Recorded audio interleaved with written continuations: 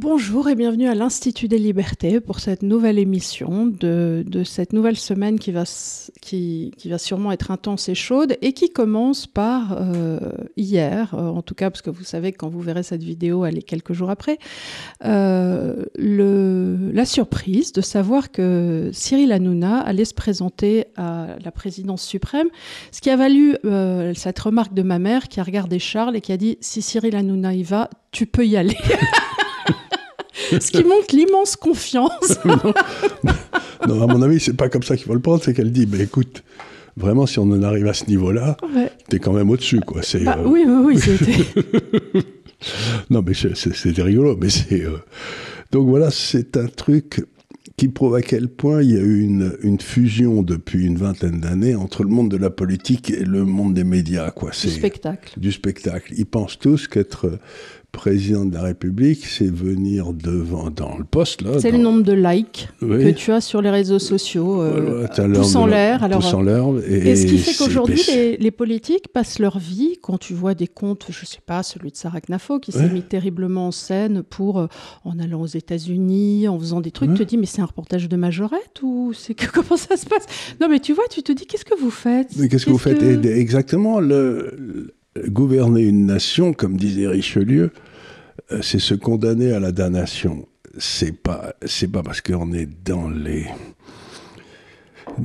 étranges lucarnes, comme appelait à la télévision le Canard enchaîné, que on peut gouverner.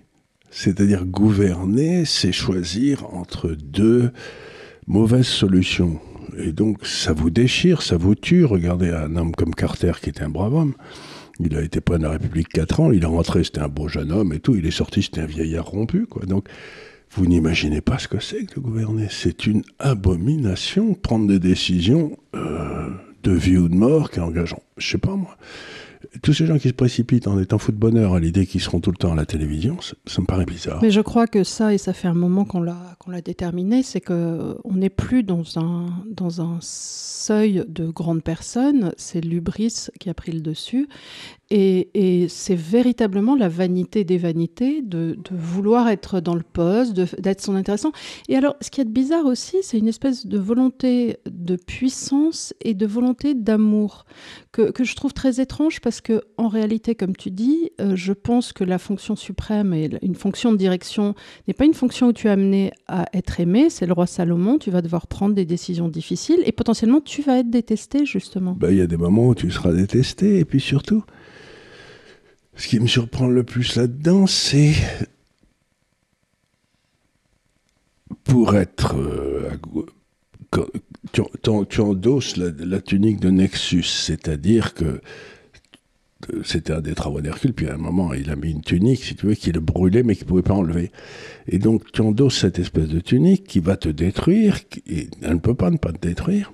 Et le nombre de gens qui se précipitent pour l'endosser, mais qu'est-ce qu'ils ont? Ils sont tous fous. C'est-à-dire qu'il y a une espèce de surestimation des capacités individuelles qui est très curieuse, quoi. Mais c'est parce que, je te dis, les gens ne réfléchissent plus en termes de... ça va être une responsabilité effroyable.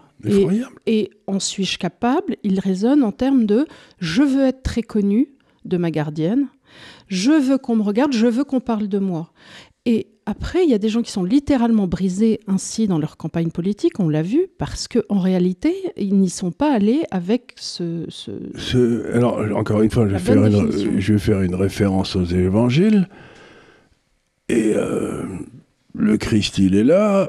Le diable l'emmène sur le haut d'une montagne et lui dit, voilà, je te donne tout ça, la beauté, toutes les terres, tu seras là.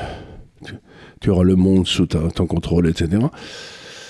Et donc, il y a deux grandes tentations dans les évangiles, c'est la richesse et c'est le pouvoir. Et en France, aussi curieux que ça paraisse, tout le monde dit c'est très mal d'être riche, mais personne ne dit c'est très mal de vouloir le pouvoir, comme le veut un Mélenchon à tout prix, quoi. Mais c'est aussi une certitude de damnation de vouloir le pouvoir à ce point-là. Tu vois, c'est-à-dire que qu'est-ce qu'ils ont tous à vouloir être damnés, quoi? C'est quand même pourquoi? Pour être reconnus leur concierge? Donc, pour moi, c'est si tu acceptes le pouvoir comme un trou dans la tête, quoi. Si si tu dois y aller, si c'est toi, tu y vas, mais, Dieu, c'est pas... Je pense au général de Gaulle qui avait eu cet échange avec un de ses pairs, officiers, qui lui avait dit, mais c'était bien avant qu'il soit général, vous allez être appelé, je crois que vous allez être appelé à un grand destin. Il avait dit, je le crois aussi. Je le crois aussi. Mais parce qu'il y avait à l'époque aussi des gens qui avaient ça chevillé au corps, mais non pas parce que je vais être connu de ma gardienne, mais parce que véritablement, je vais être appelé à des grandes choses. Oui, mais il sentait qu'il avait en lui cette capacité. Il sentait, et voilà, donc, cette capacité à être damné. Cette capacité à être damné, peut-être l'est-il d'ailleurs. Et donc, voilà, c'est... Pour moi, je regarde, ce sont des histrions. Et voilà, ce sont des histrions. Et donc, voilà, je sais pas. Il y a pour moi quelque chose de... Il y a quelque chose... C'est-à-dire que le rapport au pouvoir politique est un rapport extraordinairement difficile. Et tu sais que tu vas faire des choses abominables pour le bien commun, mettons. Mais c'est toi qui dormiras pas la nuit quand tu les feras. Et après. Et tous ces gars-là, ils s'imaginent que c'est passé à la télévision quand on veut. Je regarde ça, je me dis, mais qu'est-ce qui permet à tous ces gens de penser qu'ils en sont capables? Tu vois, qu'est-ce qu'ils ont fait? Alors... Non, cela dit, attends, en tant que, si on doit revenir sur Cyril Hanouna, en tant qu'animateur, quand il s'agit de mettre des pattes dans son slip, c'est très bien l'animateur public, c'était très bien. Mais il est très bien, c'est-à-dire mais à la limite, je trouve qu'un type, c'est un camelot, mais un type comme Coluche avait plus, parce que Coluche, il était assez profond parfois. Et puis Coluche, bien sûr, était profond, et puis il écrivait des textes. Hanouna, c'est un amuseur public, c'est un battleur, c'est un type rouler, petit bolide. Voilà, il a réussi quand même à faire ce concept d'émission qui, entre guillemets, on lui prête comme invention, mais pas du tout quelque part. Pour moi, c'est Ardisson qui avait inventé le concept des dîners en ville, un petit peu, dans les émissions, c'est-à-dire... Tu prends une greluche un peu jolie, tu prends un qui est pas complètement idiot, qui tient deux propos un peu populaires, tu en prends un qui va avoir des propos populaires de gauche. Oui, puis c'était l'autre aussi, c'est les émissions le soir, là, comment il s'était, celui... Tadei ? Non, pas Tadei, celui qui était... les dossiers de l'écran Non, pas les dossiers, c'était le soir où il y avait ce gars, où il y avait Zemmour qui était au départ à un moment. Oui, mais ça, c'est tout ça, tous ces concepts, les premiers à avoir fait ça, vraiment du dîner en ville, c'était Lunettes noires pour nuit blanche et ces concepts-là, et c'est Ardisson qui a mis ça à la télé. Et c'est lui qui a fait les espèces de mélange des genres, où il y avait une potiche, voilà. Et ensuite, il y a eu des sortes de spin-off dans l'histoire de la télé, et Hanouna a refait ça avec sa petite bande autour de lui. Et ça a relativement bien marché, bien sûr. Mais ça a bien marché, oui. Donc, encore une fois, c'est là où, si j'ose dire, la royauté avait du bien, avait du bon, c'est que le type qui était nommé là, c'était les hasards de la naissance, c'était le fils du roi, et il était préparé à ça, c'est pas que ça lui faisait plaisir, mais enfin, il fallait qu'il y aille, quoi. Donc, il n'y avait pas cette espèce de compétition pour être le premier à être damné, quoi. Je trouve ça stupéfiant. Mais enfin, c'est pas mon outil. J'en profite pour dire, parce que je l'ai vu ce week-end, qu'il y a à Paris, pour ceux qui sont à Paris, une superbe exposition en ce moment qui s'appelle Le Dernier Sacre, qui est sur le sacre de Charles X, qui commence par les funérailles de ce pauvre Louis XVIII, qui aurait bien aimé être sacré, puis ça s'est pas fait. Et donc Charles X, lui, a eu droit à un sacre assez joli, et qui a coûté très cher parce qu'ils ont dû, évidemment, comme tout avait été détruit pendant la Révolution française, ils ont dû tout refaire, les carrosses, les sceptres, les onguements, tout. Et c'est très très bien rendu. Et surtout, moi, ce qui m'intéresse, c'est que j'ai eu l'impression, quand j'étais à l'école et ensuite quand mes enfants ont été plus grandes, que quand on enseigne l'histoire, on nous l'enseigne depuis la Révolution française et on passe directement à 14-18, comme s'il ne s'était rien passé entre. C'était un siècle extraordinaire. Or, ça a été un siècle extraordinaire. On en parle assez peu. Évidemment, on ne parle jamais de la Révolution libérale ou de Louis-Philippe. On évoque un peu les trois... Mais en même temps, l'Empire, ça a été probablement la période la plus extraordinaire économiquement de la France. C'est-à-dire, ça s'est mal terminé avec la guerre de 70 parce que Napoléon III était très fatigué. Mais... ça a été D'ailleurs, Philippe Seguin avait fait des très bons bouquins sur Napoléon III, pour ceux que ça intéresse. Je pense qu'on ne nous apprend plus assez à l'école. Mais Philippe Seguin... Le Second Empire, la Seconde République et l'époque philippard, l'époque de Louis-Philippe. Parce que c'est très riche. C'est Jean-Baptiste qui avait fait un bon bouquin sur... la parenthèse libérale, qui a une couverture bleue, que je vous invite à lire, qui est très bien fait, où on apprend plein de choses, par exemple comme le coût du pain, c'est-à-dire combien d'heures il fallait pour gagner sa croûte, littéralement. Et ce genre de... Et on voit que le coût du pain et le coût de la viande aussi n'ont cessé de baisser pendant tout le 19e, par rapport au nombre d'heures de travail. Ce qui veut dire que la période de la hausse du niveau de vie la plus forte jamais en France, ça a été cette période-là. Alors, ça s'est fait dans des conditions difficiles, parce que tous ces paysans qui crevaient de faim quittaient la campagne pour aller en ville, parce qu'on vivait mieux en ville. Mais il y a eu une hausse du niveau de vie extraordinaire, quoi, pendant entre Louis-Philippe et Napoléon III. Puis après, il est arrivé la Troisième République, qui est devenue protectionniste, enfin, qui a viré la moitié de la France avec la loi de 1905. Enfin, bref, on est rentré dans la République laïque et obligatoire. Avec tout ce qu'on... Parce que tout ce dont on souffre depuis, quoi. Voilà, alors nous, aujourd'hui, avec cette entrée en matière un peu large, on va vous reparler de l'inévitable réévaluation des monnaies asiatiques. Pourquoi ? Parce que malgré le fait qu'on vous en parle très souvent, on entend encore beaucoup de sottises, ça et là. J'ai encore entendu des podcasteurs américains nous expliquer que la Chine allait devant une grave récession à cause de son immobilier, à croire que les gens ne sont pas sortis de derrière leur bureau depuis 4 ans, et qu'ils annonnent toujours... Pardon ? C'est probablement le cas. C'est probablement le cas, et qu'ils annonnent toujours... Attends, je t'arrête une seconde, parce que là, nous, on a des bureaux à Pékin et des bureaux à Hong Kong. Et donc, avant le Covid... quand les gens ils passaient toujours par nos bureaux, soit à Hong Kong, soit en nous demandant d'organiser des rendez-vous avec des locaux pour comprendre ce qui se passait en Chine et tout. Donc on était sans arrêt, on faisait un fiche d'agence de voyage, on les mettait là. Et depuis le Covid, littéralement, plus personne dans les milieux financiers n'est venu visiter la Chine depuis 4 ou 5 ans. Or, il s'est passé des choses extraordinaires en Chine depuis 4 ou 5 ans. Et ils restent toujours sur l'idée qu'ils avaient d'avant. Donc ils restent avec leur vieux template d'il y a 4-5 ans, ils n'ont rien touché. Or, il se passe quelque chose littéralement toutes les semaines. Donc si tu analyses une situation d'aujourd'hui avec les modules d'hier, il y a un moment où voilà, ça ne va pas du tout. Et alors le truc extraordinaire qui se passe, c'est dans les 4 ou 5 dernières années, c'est le premier graphique qu'on va vous montrer, mais...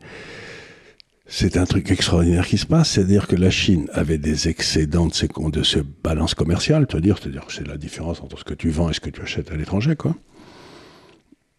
Et puis, qui était à peu près 500 milliards de dollars par an, ce qui était très gros, mais enfin bon, c'était... Et hop, en l'espace de 4-5 ans, on est passé de 500 milliards à 1100 milliards d'excédents annuels. Ce qui est tout simplement incompréhensible. C'est tellement gros, 1100 milliards d'excédents, c'est quasiment le tiers du budget de la France, du PIB français, chaque année, qui vendent à l'étranger plus qu'ils n'achètent. C'est, pour un économiste comme moi, c'est simplement pas compréhensible. Tu vois, c'est tellement gros. Alors pourquoi ça s'est passé ? C'est aussi ce que je montre dans le premier graphique, vous allez me voir sur votre écran là. Eh bien, c'est pour une raison très simple, c'est que dans les 3 dernières années ou 4 dernières années, la Chine a investi massivement, mais massivement dans l'industrie. Ils ont cessé d'investir dans l'immobilier et ils sont mis à investir. Quand vous regardez les prêts bancaires à l'industrie et les prêts bancaires par rapport à l'immobilier, vous voyez les prêts bancaires par rapport à l'immobilier qui se ratatinent et les prêts bancaires à l'industrie qui explosent à la hausse. Donc, mais alors c'était... Et donc, au bout de 4 ans d'investissement, les prix des produits industriels chinois ont baissé. C'est-à-dire qu'ils ont eu une inflation négative. C'est-à-dire que les prix baissaient littéralement. Ils ont vraiment... Et nous, comme on n'a pas investi et qu'on a fermé au moment du Covid, eux aussi d'ailleurs, mais ça c'est autre chose, ce qui se passe, c'est que nous, nos prix ont commencé à augmenter parce qu'on avait imprimé beaucoup trop d'argent. Tu te souviens, la période où les taux sont remontés, etc. Donc, on a eu un effet de ciseau incroyable en 4-5 ans où l'inflation a accéléré chez nous et elle est devenue négative chez eux. C'est-à-dire que leur compétitivité a littéralement explosé. Et alors, je montre ça dans le graphique que vous allez maintenant voir. Vous voyez, ça, la compétitivité, c'est la ligne noire. La ligne noire, c'est... Vous connaissez la théorie de la parité des pouvoirs d'achat, que j'ai déjà expliqué souvent pour le yen et des choses comme ça. C'est-à-dire que quand la ligne noire est dans le truc rouge, on est à peu près normal en valorisation. Tu vois, la parité des pouvoirs d'achat, c'est la ligne bleue qui est au milieu, qui est aux alentours de 100. Et donc, si on est entre, mettons, 107 ou 108 et 93, quelque chose comme ça, bon, c'est dans le truc normal, quoi. Bon, c'est un peu cher ou c'est pas cher, mais regardez ce qui se passe à partir de 2022, justement, 2021-2022. La parité des pouvoirs d'achat, là, la ligne noire explose. Ça veut dire que ça mesure la compétitivité de la Chine par rapport au reste du monde. Donc d'un seul coup, la compétitivité de la Chine double. Paf. Et la ligne jaune, c'est simplement la balance commerciale chinoise. Et tu vois très bien que ils sont tellement que le yuan devient grotesquement sous-évalué et il passe de 500 milliards à 1100, là, paf, en l'espace de 4-5 ans. Et donc, aujourd'hui, quand je regarde ça, je me dis, dans le fond, ce que dit M.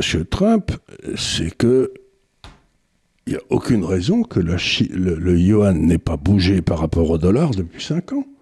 Normalement, le yuan aurait dû monter de 30, 40, 50% vis-à-vis du dollar, et il est resté au même niveau. Je suis d'accord. Maintenant, est-ce que la façon de s'y prendre... Ah non, c'est pas la bonne. Oui. Il n'aurait pas dû gueuler sur les tarifs. Il aurait dû prendre un rendez-vous avec la Banque centrale chinoise et dire, les gars... À partir de maintenant, vous me mettez tant qu'à faire, tu mets la BOJ aussi, si tu veux. Tu mets la BOJ, tu leur dis, vous êtes à 7-8, là, vous voyez sur la ligne, vous êtes à peu près à 7-8 de change, 7,8 yuan par dollar. Je veux que ça arrive à 3 ou à 4, parce que là, sinon, on va tous mourir, quoi. Donc, ce que je veux dire, c'est qu'aujourd'hui, on a un énorme... Et alors, si vous prenez les autres pays de l'Asie, ceux qui font partir de l'espèce de zone monétaire autour de la Chine, dont je vais souvent parler aussi, eux, ils ont des excédents de leur compte courant de 300 milliards par an, tous ensemble. Donc, si tu rajoutes, ça veut dire que l'Asie a quasiment 1500 milliards d'excédents par rapport au reste du monde. Oui, donc les gens qui vous expliquent c'est horrible, il y a une horrible récession, on aimerait vous dire que la balance commerciale de la Chine, en somme annuelle glissante, représente 1,08 trillion. Donc les gars ont quand même des sous pour acheter des trucs. Non, mais en dehors de la Chine, oui. En dehors de la Chine, ils achètent. Alors pour l'instant, justement, c'est une bonne idée, mais la question, c'est 1300 milliards ou 1400 milliards entre la Chine, la Corée, etc. Et j'ai même pas mis le Japon. Hein. Ah oui, on le met toujours. On le met toujours un peu à part, parce que le japonais, c'est pas noté pareil. Et donc, vous vous dites, mais... Alors, essayons de regarder. Bon, il y a 1500 milliards. Bon, ils nous vendent donc pour 1500 milliards de plus qu'ils nous achètent. Alors, qu'est-ce qu'on donne en paiement ? Qu'est-ce qu'ils donnent en paiement ? Parce que... jusqu'à présent, ils ont eu la bonté d'accepter des OAT américains. Des OAT français ou américains.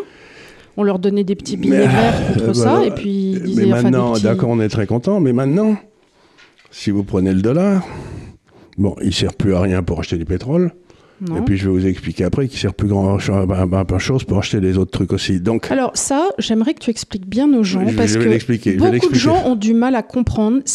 à accepter que la dédollarisation US puisse véritablement avoir cours. Je sais que toi tu dis elle est faite, mais les gens ont du mal à vraiment accepter parce qu'ils ça. ont...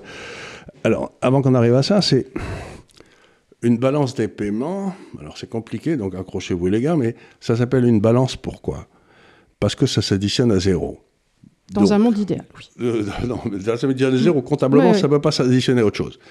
Donc, si vous avez la balance en capital et la balance en produits. Donc les Asiatiques sont excédentaires en 1500 milliards en produits. Ça veut dire ils sont déficitaires de 1500 milliards en trucs qu'on leur file nous. Donc la balance des capitaux, ils sont déficitaires d'exactement le même montant puisque ça s'additionne à zéro. Mais qu'est-ce qu'on leur vend pour 1500 milliards? Tu vois ce que je veux dire? Puisqu'on n'a pas grand-chose de produits, on n'a pas de... Donc, ça fait beaucoup de sacs Vuitton quand même. Ça fait beaucoup de sacs Vuitton, mais c'est exactement ça, ça fait beaucoup de sacs Vuitton. Alors je me dis, mais alors... Et ensuite, bon, il y a 1500 milliards. Où est-ce que je les trouve dans les comptes? Ces 1500 milliards, je devrais les trouver quelque part.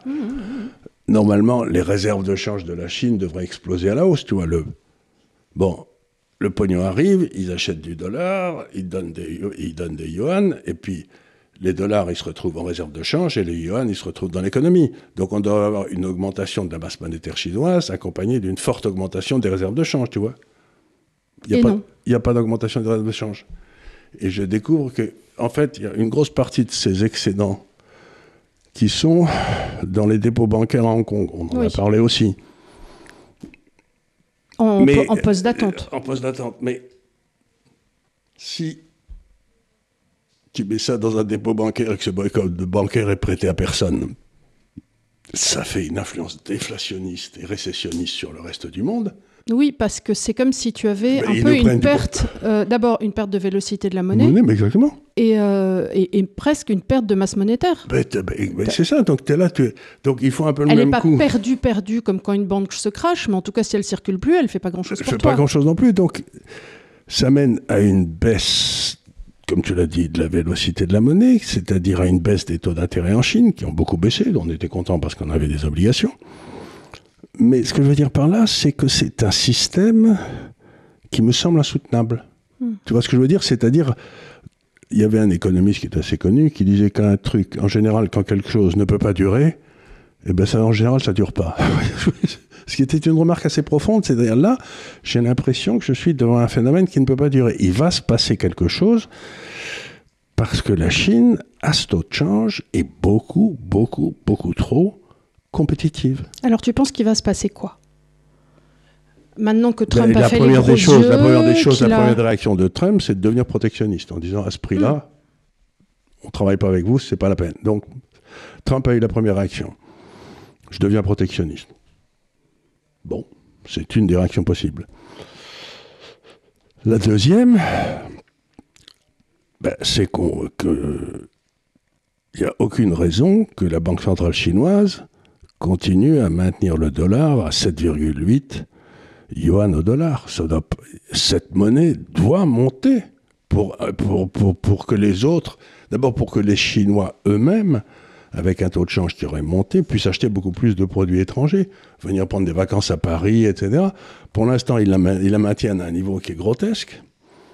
C'est ce qu'on avait vu la semaine dernière quand tu disais en même temps il faut regarder, je ne sais plus si c'était une émission UDI ou UDE, mais quand tu disais quand ça va péter sur le renminbi, c'est à ce moment-là que les choses vont bouger, mais pour l'instant ça pète pas. Et alors la question que je me pose, c'est est-ce que la Chine aussi n'attend pas que le Japon le fasse et que le Japon que la Chine le fasse? Oui, mais aujourd'hui, avec le poids de la Chine dans l'économie, si vous voulez, aujourd'hui, les Chinois doivent représenter quelque chose comme 34% de l'économie industrielle mondiale. Donc, c'est pas les Japonais, c'est pas les Américains, qui sont tous les deux, qui doivent être à 12 ou à 13, qui sont les leaders. C'est à eux de fixer les prix maintenant. Et ce qu'il y a, c'est qu'aujourd'hui, quelque sorte, ils pénalisent les étrangers en pénalisant leur propre population qui normalement a une productivité qui devrait lui permettre de consommer 50% de plus que ce qu'ils font aujourd'hui, parce que les prix ne sont pas les bons. Encore une fois, la Banque centrale chinoise doit arrêter de maintenir le taux de change fixe quasiment entre le dollar et le yuan.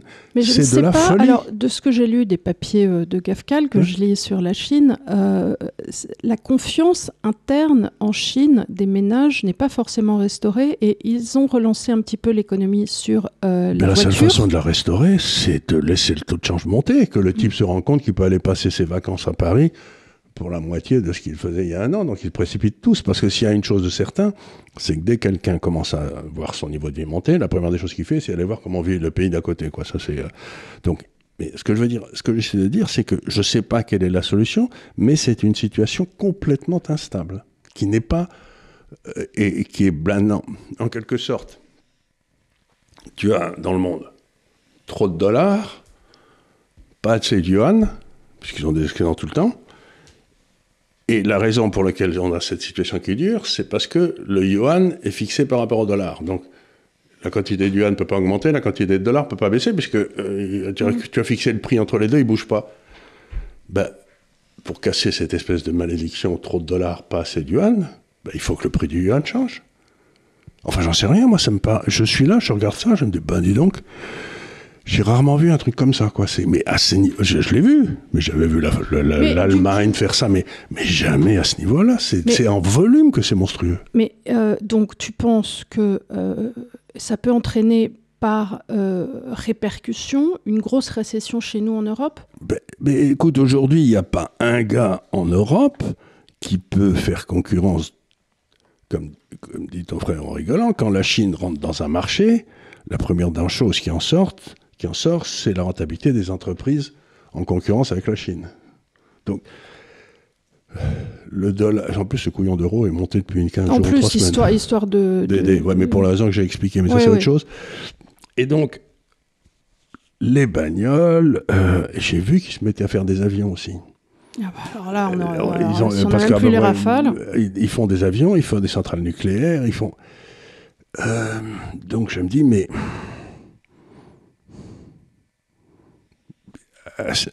tu ne peux pas avoir ce taux de change et un commerce international libre. Sinon, la Chine va tout faire sauter.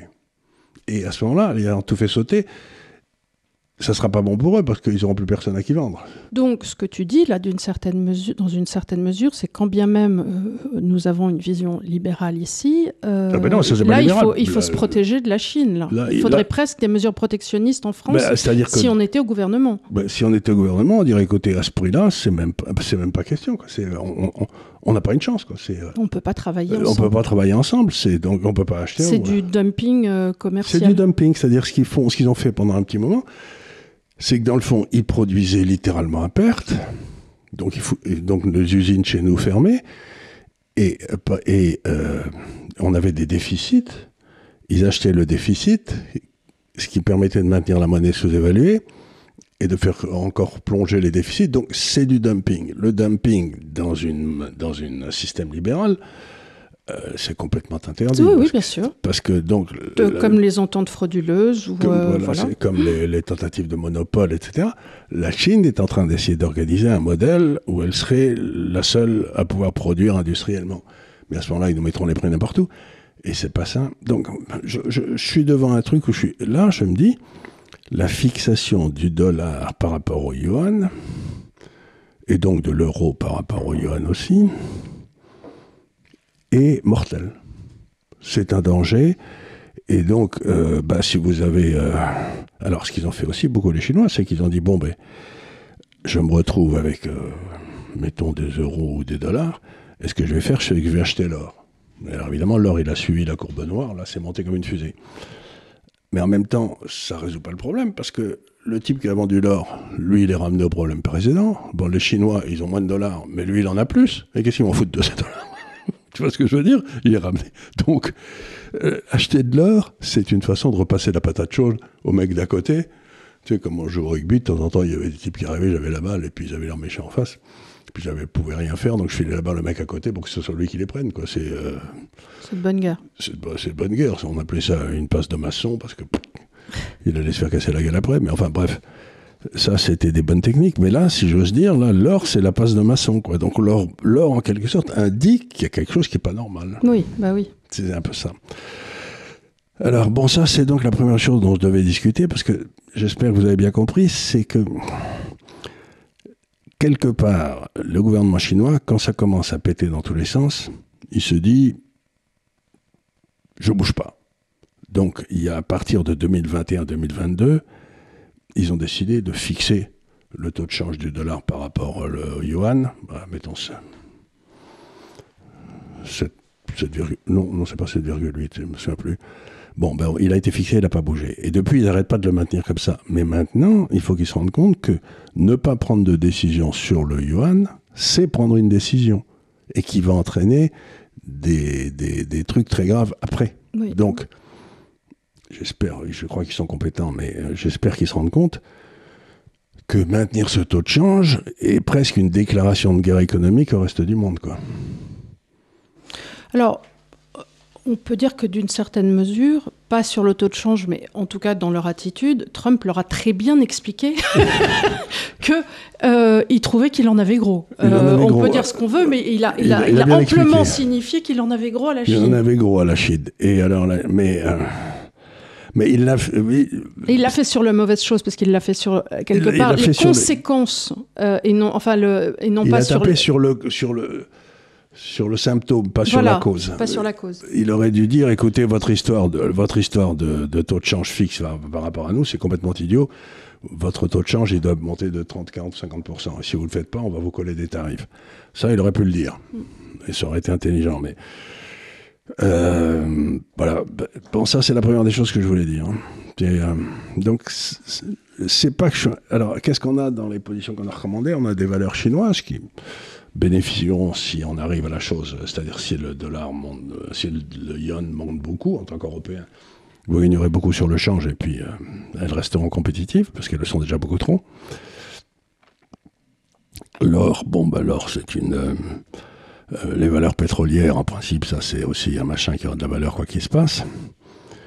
Et puis le cash en yen, il a commencé à monter le yen vis-à-vis de yuan, c'est déjà ça. Donc le portefeuille c'est un portefeuille tout-terrain, il devrait passer, de toute façon. Mais je commence à me faire du souci sur la politique chinoise qui n'est pas raisonnable. C'est ça qui me fait peur, qui n'est pas raisonnable. Alors, peut-être ils ont... qui est d'essayer d'abuser d'une position de force. C'est ça le... Est-ce que tu crois qu'ils ont conscience d'être autant dans une position de force ou qu'en réalité, eux-mêmes ont eu tellement peur à partir, parce qu'ils ont eu cette crise immobilière, rappelons-nous, il y a 3-4 ans, qu'ils se disent on engrange quand même des petites noisettes parce qu'on a beaucoup souffert et qu'on voudrait être certain de ne plus avoir de problème. Oui, mais les noisettes, ce serait bien si tout le monde s'enrichissait. Mais là, ils piquent les noisettes de gens qui sont déjà en train de s'appauvrir. Mais est-ce qu'ils en ont conscience ? Et est-ce qu'ils en ont quelque chose à foutre ? Quelque chose à foutre, ça je ne sais pas, c'est une bonne question. Est-ce qu'ils en ont conscience ?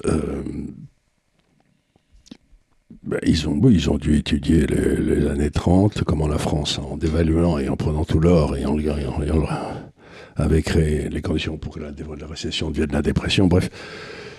Je suis bien certain qu'ils connaissent un petit peu leur histoire économique, contrairement à ceux qui nous gouvernent, mais pour la première fois depuis longtemps, je commence à être inquiet parce que j'attendais, si j'ose dire, j'attendais parfaitement l'explosion de la balance commerciale, mais il me semblait à ce moment-là, l'explosion à la hausse, mais il me semblait parfaitement logique aussi à ce moment-là d'attendre une hausse du yuan qui allait enrichir la population chinoise et lui permettre d'acheter plus de sacs Vuitton, si tu vois ce que je veux dire. Mais donc là, si on résume quand même ce que tu nous dis, tu es en train de nous dire que la Chine peut faire littéralement exploser le système financier.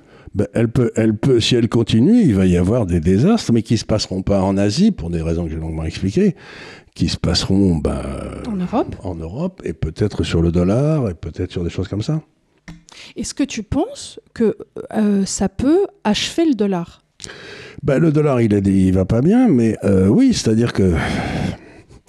En tout cas, la mainmise du dollar. De toute façon, la mainmise du dollar sur le commerce international, c'est fini. Et donc, le vrai problème, c'est que... Oui, ça pourrait mener... L'une des conséquences, c'est peut-être pourrait mener conceptuellement à une baisse catastrophique du dollar, qui, à ce moment-là, aura un impact énorme sur la zone euro aussi. Bah oui. Parce que là aussi, on serait un peu concurrentiel contre rien du tout, quoi. Donc, en effet, il n'est pas exclu que cette espèce de...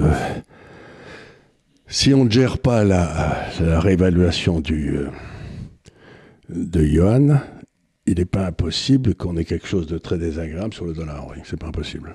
Alors après, Trump voulait une baisse du dollar à la source. Mais contrôlée. Contrôlée. Quelque chose à partir d'un certain moment... Compte tenu de la masse de dollars qu'il y a dans le monde, mettons que j'avais calculé que c'était mettons 4 000 ou 5 000 milliards de dollars de réserves de change dont on n'allait plus avoir besoin, puisqu'on n'avait pas besoin d'acheter du pétrole avec, on pouvait le payer. Donc il y a 4 ou 5 000 milliards de dollars, ce qui est beaucoup, qui se baladent dans le monde en ce moment. Et tout le monde se dit, bon, ben, j'ai ce pognon, mais qui correspond à mon travail du passé, puisque j'ai des excédents, à mon épargne, c'est une sorte d'épargne. Mm-hmm. Et qu'est-ce que j'en fous de ces 4 000 milliards? Dans quoi je les mets? Donc tu pourrais avoir le scénario à la turque, dont je parle souvent, c'est-à-dire que le dollar se pète la gueule, et les valeurs boursières aux États-Unis montent très fortement en dollars, tu vois, mais par contre, les obligations, le cash, t'en prends plein la tête pour pas un rond. Si t'as des Microsoft, ça va bien, parce que... C'est-à-dire que là, souvent, le système à la turque, la façon dont tu l'expliques, c'est qu'il y a une sorte de décorrélation par rapport au système d'exploitation de ton économie. Mais voilà, c'est-à-dire que les gens disent, bon, écoutez, Microsoft, il gagne du pognon dans toutes les monnaies du monde, donc ce que je vais faire, c'est que je vais acheter des Microsoft, et puis bon, c'est coté en dollars, le Microsoft montera. Ce que je raconte toujours, c'est que quand Erdogan a commencé à foutre en l'air la lire turque, c'était en 2019-2020, parce qu'il allait avoir des élections, j'ai dit aux gens... Il y a eu un été où il y a eu... Il y a pas mal de ça. Et donc j'ai dit aux gens, si vous êtes turc, vous achetez des actions turques et de l'or, vous faites moitié-moitié, et comme ça, vous aurez... Et j'ai regardé ce portefeuille récemment, comment il avait fait depuis 5-6 ans, il a très bien fait. Il a fait beaucoup mieux que l'inflation turque. Donc, si tu étais turc, si tu achetais des obligations, tu perdais 97%. Mais si tu achetais moitié action turque, moitié or, tu t'en sors très très bien. Donc, la question que je me pose, c'est est-ce que les États-Unis vont rentrer dans un scénario turc? Scénario à la turque. Et est-ce que les Chinois veulent pousser les États-Unis vers un scénario à la turque pour s'en débarrasser? Tu vois ce que je veux dire? Est-ce que les Chinois cherchent à se débarrasser ce qui veut dire que ce qui ne leur correspond pas, parce qu'ils n'aiment pas les périodes de chaos, parce qu'ils savent que c'est moyen. Et puis, dans ces cas-là, ce sera un chaos extrêmement fort en Europe. C'est-à-dire que nous, on va être laminés. Mais en plus, on pourra je veux dire, les États-Unis déjà disent qu'ils ne peuvent pas nous défendre, mais là, nous, on pourra, je sais pas, qu'est-ce qu'on va vendre? Je vois pas très bien. C'est-à-dire que si la Chine baissait, parce que l'Europe n'a des excédents qu'avec les États-Unis. Ouais. Avec l'Asie, ils ont des déficits. Donc, si les États-Unis commencent à plus pouvoir nous acheter nos produits, on va passer en déficit instantanément. Donc, j'ose même pas y penser, quoi.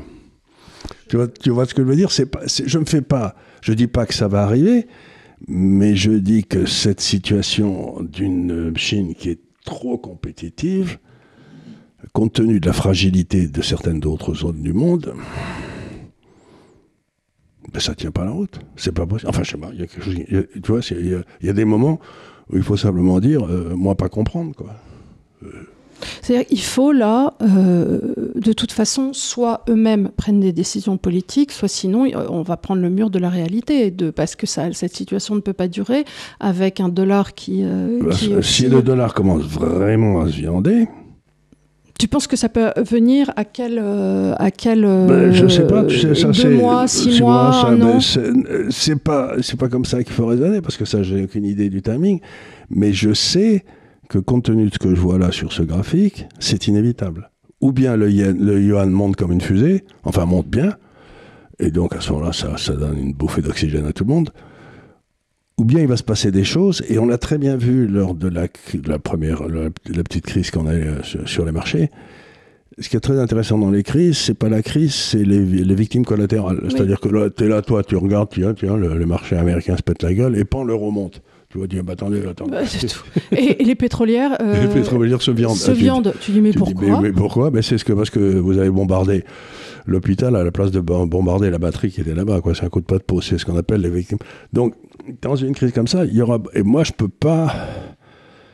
C'est très difficile de savoir qui seront ces victimes collatérales, parce que tu connais pas les positions qui ont été prises avant, tu vois. Donc, je pense que le portefeuille tel qu'il est fait est bien, mais quelque part,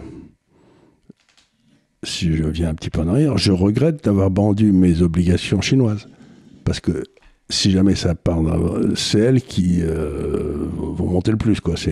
Mais quand elles ont atteint 1,3% de rendement, je me suis dit, bon... on voyait très bien sur les graphiques qu'elles plafonnaient, elles avaient atteint, elles blottaient. Elles ont fait tellement mieux que les autres marchés obligataires. Je me suis dit, bon, moi j'ai bien gagné ma vie, passons à autre chose. C'était peut-être raisonné un peu trop tôt, ça. Je ne dis pas qu'il faut en acheter, mais je dis que je les regarde parce que... de toute façon, elles sont très dures à acheter pour un Européen. Pour un Européen, elles sont très dures à acheter. Donc alors ça, je voulais vous le dire. Alors aussi, je voulais vous parler d'une deuxième chose. Tout ça, c'est des trucs un peu techniques, mais je suis confus. J'espère que je me suis bien expliqué sur la balance des paiements, la balance commerciale, la fixation du taux de change et tout. Il se passe un autre phénomène sur le taux de change, etc., dont je voudrais vous parler. Et qui est un truc, technique. Je viens d'écrire un papier là-dessus. Et je vais vous l'expliquer comme suit. Vous prenez les relations commerciales entre, par exemple, l'Indonésie, où il y a 240 millions de personnes, je crois 270, je ne sais plus combien, ils sont très nombreux, et la Chine. Alors, autrefois, comment ça se passait? Ils faisaient du commerce l'un avec l'autre, et ce commerce était soldé en dollars. C'est-à-dire que si la Chine vendait plus à l'Indonésie, l'Indonésie devait solder la différence en dollars. Très bien. Et depuis 4-5 ans, il se passe un phénomène, c'est que la Chine et l'Indonésie ont décidé de se passer du dollar dans leur relation entre elles. Alors comment elles font ça? Elles font ce qu'on appelle un accord de swap entre banques centrales. C'est-à-dire que la banque centrale chinoise et la banque centrale indonésienne signent un accord en disant la Chine offre une ligne de crédit de 55 milliards, l'équivalent de 55 milliards de dollars, une ligne de crédit à l'Indonésie en monnaie chinoise. Et l'Indonésie offre à la Chine l'équivalent de 55 milliards de dollars d'une ligne de crédit en monnaie indonésienne. Donc ça s'appelle un accord de swap. Et en Indonésie, ils ont nommé un certain nombre de banques, des banques accréditées, qui peuvent directement taper dans cette ligne de crédit sans avoir à demander des autorisations, etc. Bon, même chose, il y a des banques accréditées en Chine. Alors maintenant, essayons de réfléchir. BYD, le grand constructeur américain, chinois, décide de vendre des voitures en Indonésie. Donc qu'est-ce qu'il va faire? Ce qui va se passer, c'est qu'il va envoyer ses voitures que l'importateur aura besoin de yuan pour payer ses voitures. Bien sûr. Donc, il va aller voir la banque accréditée qui dira, dites-moi, j'ai besoin d'1 milliard de dollars là, pour acheter les voitures, 1 milliard d'équivalent de dollars, enfin en yuan. Est-ce que vous pouvez m'ouvrir une ligne de crédit comme ça à la Banque centrale? Lui, il donnera de la monnaie indonésienne, et puis cette monnaie indonésienne sera amenée à la Banque centrale, qui lui donnera en échange des yuan, et hop, les yuans seront payés. Et il est possible qu'en même temps, si tu veux, les Indonésiens ont le meilleur charbon au monde, et donc que la Chine ait besoin de bon charbon, et qu'ils achètent, en faisant la manœuvre inverse, des charbons, et qui est livré de l'autre côté, et qui est payé en... Donc tu organises, les banques centrales deviennent des espèces de chambres de compensation, où tu ne fais que compenser si l'un est en excédent, l'autre est en déficit. Mais tu n'as plus besoin du tout de dollars. Ben non. Et donc, c'est une forme de... Et alors j'ai vu avec qui est la Chine. Troc par la monnaie, mais... C'est du troc c'est un troc, mais l'arbitrage entre les monnaies se fait par les deux banques centrales. Et donc on ne solde que les différences qui peuvent être soldées en or, en changement de propriétaire, etc. Donc ça c'est facile. Mais donc il y a des très petits flux. En fait... ce qui se passe, c'est que l'achat des voitures de BYD est financé par une augmentation du crédit en Indonésie Mais ça n'a aucun effet sur l'autre là-bas. Non. Et pareil, l'achat du charbon est financé par une augmentation du crédit en Chine, mais pas du tout sur l'Indonésie. Donc, tu as trouvé une façon de faire du commerce, mais ça n'est plus du tout une façon... Il n'y aura plus de monnaie mondiale. C'est-à-dire que le dollar, ça servait dans toutes les transactions, ça servait à solder tout. Là, tu n'auras plus qu'une série de relations bilatérales. C'est-à-dire Chine-Japon, Chine-Inde, Chine... Et puis Japon-Inde. Et alors, il s'est passé un phénomène marrant aussi que j'ai regardé quand j'ai regardé cette histoire des swaps. Imagine-toi que le Japon a accordé un swap de, je crois, 80 milliards de dollars à l'Inde. Bon. En dollars. En dollars. C'est-à-dire que l'Inde s'est dit, les États-Unis, ils peuvent bien faire le coup de 2008-2009. Et moi, je saute parce que j'ai emprunté des dollars et que je ne peux plus en avoir, etc. Donc... Ils ont acheté une réassurance sur le dollar qui ferait des conneries, mais pas avec la Fed, avec le Japon, parce que le Japon, il a des dollars, on ne savoir qu'en foutre. Donc, si tu veux, il se développe en ce moment dans les banques centrales, qui étaient comme un système operating system, un système d'exploitation qui était centralisé, où il y avait un gros ordinateur, et ce gros ordinateur, qui était contrôlé par les États-Unis, avait des écrans dans toutes les banques centrales du monde. Tu vois, c'était un truc qui est centralisé comme ça, avec des écrans tout autour. Et là, on est en train d'aller vers un système de PC autonome où il y a des relations binaires dans tous les sens, mais il n'y a plus de centre. Mais s'il n'y a plus de centre, il n'y a plus besoin de dollars. Donc, ce qui m'embête avec le dollar, c'est qu'un, on n'en a plus besoin pour acheter du pétrole, et deux, il ne sert plus à grand-chose dans le commerce international. Tu sais, ça me fait penser du coup que jeudi, peut-être, pour l'Université de l'Épargne, on devrait refaire une petite leçon sur les masses monétaires et peut-être les chambres de compensation, un peu comment ça fonctionne, justement. Absolument, tout on va ça. travailler là-dessus parce que je suis en train attends, de... pardon de te couper, mais est-ce que la masse monétaire américaine, du coup, puisqu'on ne va plus passer par elle, ne va pas devenir trop énorme. C'est la question que je me pose. C'est à 4 000 milliards de dollars qui se baladent et que personne ne va utiliser. Et donc tu te dis, mais, alors ce que tu peux faire, c'est acheter de l'immobilier au Texas ou en Floride. Si tu as des dollars que tu ne sais pas quoi en foutre, mais je veux dire, tu peux acheter le reste, tu peux acheter des Microsoft. Et c'est là où tu trouves mon truc turc, là. Mais je me demande si aujourd'hui, on n'a pas des balances dollars, en quelque sorte, dans le monde qui sont très, très supérieurs à ceux dont le monde aurait vraiment besoin aujourd'hui, quoi. Puisqu'on en a plus besoin pour le pétrole, on en a plus besoin pour... oui. Donc ils vont attendre dans les banques en disant qu'est-ce qu'on fait de tout ce cash. Qui ne sert plus à grand-chose, je pense que le cours du dollar va baisser, ça me paraît pas... C'est l'offre et la demande, c'est le cycle du cochon. Voilà, donc c'est ça qui m'embête beaucoup dans tout ça, si tu veux, c'est donc... Et la position que la Chine prend à ne pas réévaluer rend ça encore plus fragile.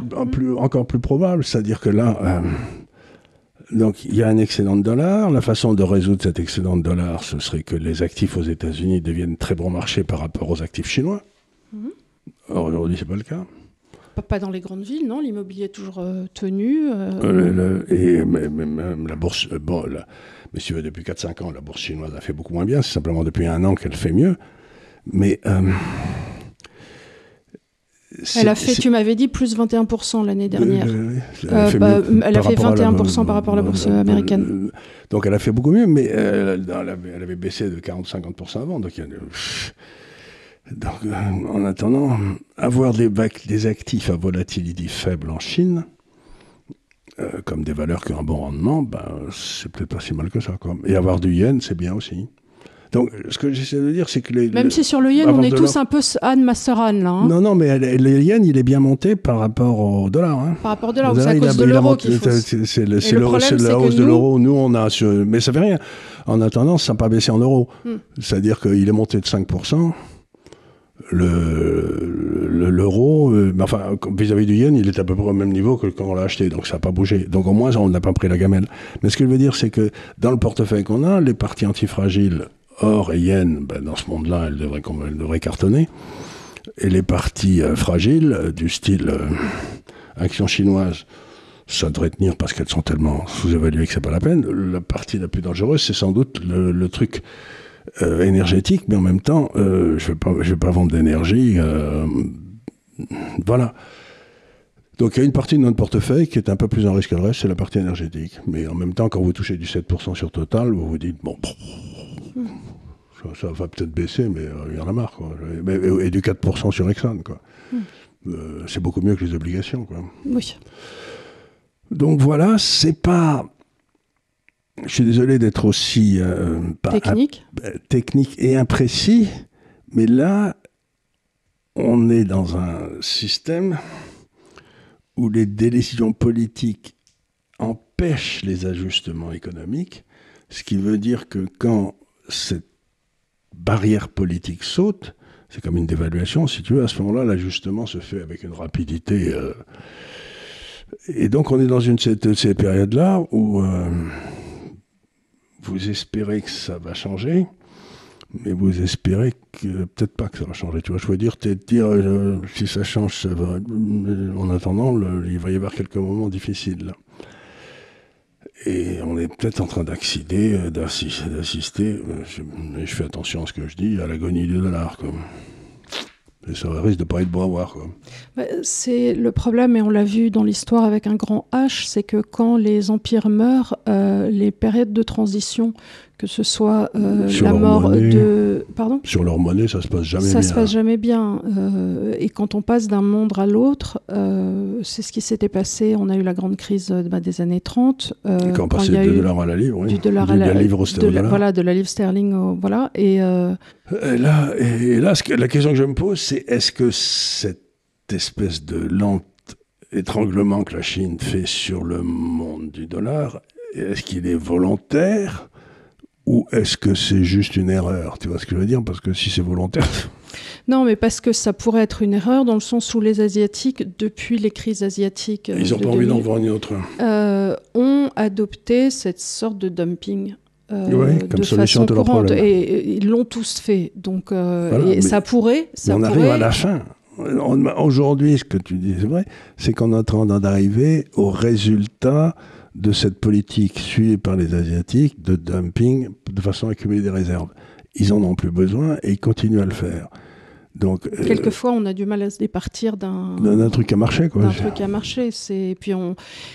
Dans ces cas-là, si effectivement il ne va plus y avoir véritablement deux monnaies mondiales comme il y a eu dans les temps jadis, il faut qu'ils prennent conscience aussi que cette sortie du dollar amène le fait que le yuan va jouer un rôle différent. Énorme, mais aussi la plus grosse partie des réserves de change qui ont été accumulées en dollars, ils sont en Asie. Tu vois, c'est en Asie, c'est eux qui ont fait. Donc, quelque part, si le dollar se viande bien, c'est leurs banques centrales qui vont prendre la claque, quoi.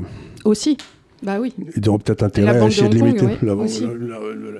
Écoute, je crois que les réserves de change des banques centrales asiatiques, ça doit être, je sais pas, ça doit être facilement 1 000 milliards de dollars. Donc, on parle de beaucoup d'argent, là. Donc, en quelque sorte, on a eu une espèce d'équilibre. Cet équilibre s'est rompu à partir du moment où le pétrole n'est plus nécessaire pour payer le dollar, c'est-à-dire avec la guerre de l'Ukraine. Et tout le monde a continué à faire pareil. Et moi, quand quelque chose change fondamentalement et que quand tout le monde continue à faire pareil, je me sens très mal à l'aise parce que je me dis, les gars, ça a changé, là, c'est vraiment plus... Donc, voilà. Alors, j'essaye d'alerter les gens, j'essaye de leur dire, là, à mon avis, où on prendra le moins de claques. Mais en tout cas, il faut qu'ils soient alertés, quoi. Voilà, on vous montrera ce graphique. Hein. Voilà, reste assis. On vous remercie infiniment de nous avoir suivis encore une fois. N'hésitez pas à poser vos questions en dessous dans les commentaires. Encore une mauvaise nouvelle malgré tout pour notre vieille Europe, mais ma foi, encore une fois, on récolte ce que l'on sème. Et puis on vous dit... surtout, on récolte rien quand on n'a rien semé. C'est un peu ça. C'est c'est la parabole du jour. Prends un ticket de loto si tu veux gagner, parce que c'est sûr que si tu joues pas, il va rien t'arriver. Non, mais ça fait des années qu'on empêche les gens de produire de la valeur en Europe. Et donc, ils empruntaient pour acheter de la valeur créée en Chine. Mais maintenant, ça va devenir dur. Hein. Au tempora, au mores, comme disait un grand homme dans Astérix. Oui, ça c'était... C'est le vigile à chaque fois quand ça coulait. C'était le vieux sage sur le bateau qui était toujours coulé par Astérix. Oui, c'est ça, il disait toujours au tempora, au mores. C'était le seul qui faisait citation latine. C'était le... Voilà, il était parfait. Des trucs qu'on comprend, c'est ce qu'il y a de formidable avec Astérix, c'est qu'il y a plusieurs grilles de lecture. Il y a des choses que tu comprends quand tu es petit, tu trouves ça drôle parce qu'il tape sur les Gaulois, puis ensuite tu comprends pourquoi Assurance Tourix c'est drôle, parce que évidemment quand tu as 9 ans, tu ne comprends pas pourquoi Assurance Tourix c'est drôle. Et puis tu comprends, il ne faut pas taper sèchement sur un humide. Voilà, ça fait ta journée. Et quand il y avait alors c'était parce qu'il y avait Éric le Rouge qui était toujours qui était dans Spirou, certains, je sais plus, qui était là. L'histoire d'un pirate et tout, qui était un noble pirate, Éric. Et puis ensuite, c'est passé dans Astérix, où il y avait donc le chef du bateau, le noir, l'esclave noir, le vieux sage, le vieux sage romain, enfin le type qui dit attention, il y a les Gaulois qui arrivent tout en haut. Donc il faut avoir une grosse culture de bande dessinée pour apprécier Astérix. Une grosse culture de bande dessinée, oui. C'est certain. Voilà, on vous remercie encore une fois infiniment et on vous dit à la semaine prochaine. Merci beaucoup. Merci mille fois.